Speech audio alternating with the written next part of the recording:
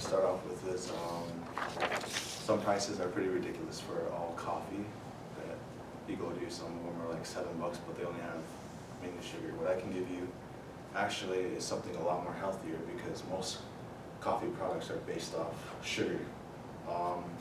What Starbucks does not tell you is that they have over 46 grams or even more of sugar in their coffee. Mine is just more of a flavoring and artificial flavors. No sugars as much. So I've calculated between my coffees and the coffees that are served around Bismarck. I have a 30 to 25 difference of grams of sugar between the two.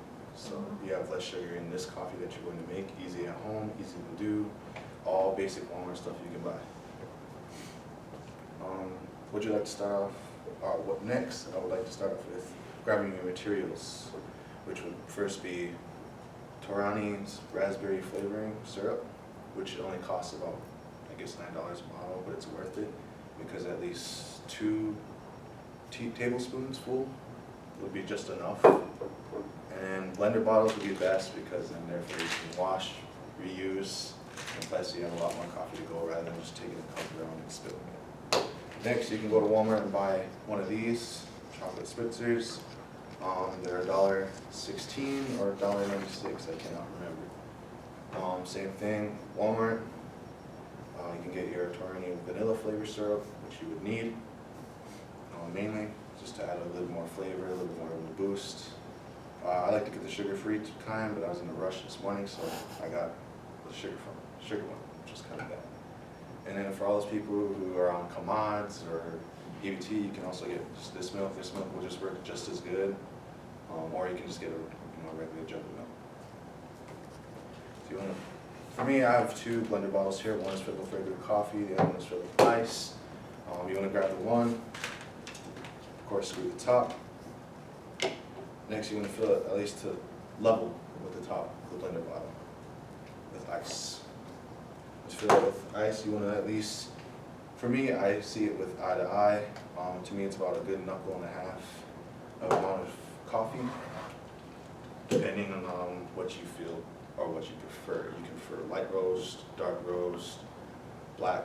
It don't really matter. But I like to eyeball it.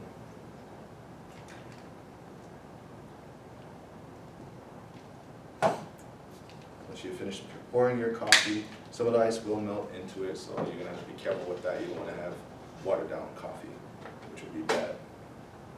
Next, you want to dab, at least like I said, 2 tablespoons of your raspberry.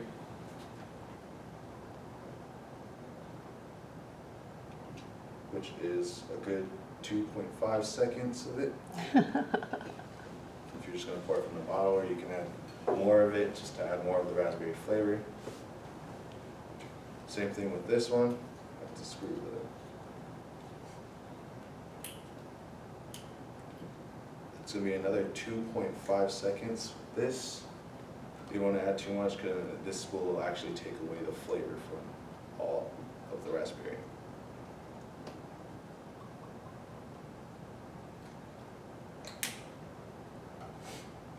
Then you're going to want to add your milk because you want all the flavor in the middle, not just at the top.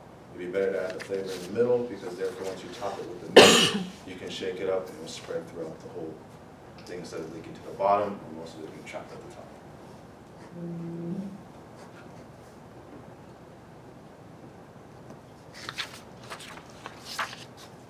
This is regular milk? It's 2%. That's about it.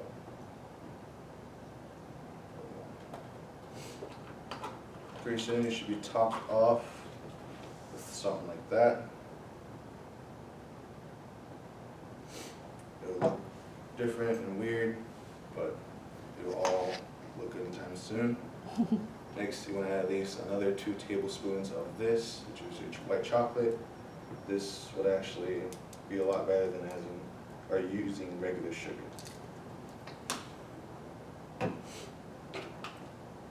seal your lid, open up the top so you're not making a huge mess. Then, just like any other blender bottle, you just shake bake really well and thorough.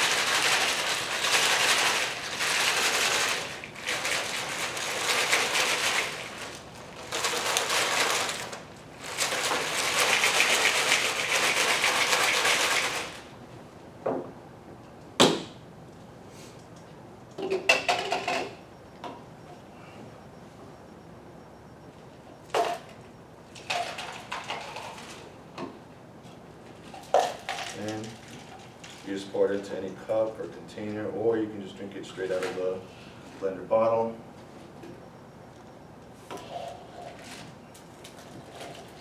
Then now you have yourself basically a free drink, which is a lot better than buying some every day that costs $7 to $9.